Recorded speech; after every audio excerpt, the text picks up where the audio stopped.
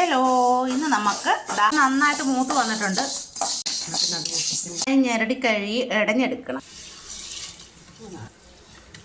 ഇങ്ങനെ ഇടഞ്ഞ് എടുക്കണം. മുതിര വെന്ത്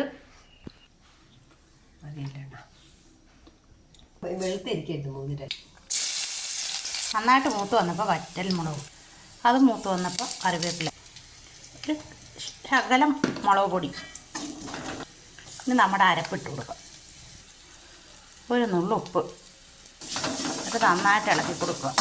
ഇളക്കിയതിന് ശേഷം കുരുമുളക് പൊടിയാണേ, മുതിരയ്ക്ക് അത്യാവശ്യമാണ് കുരുമുളക് പൊടി.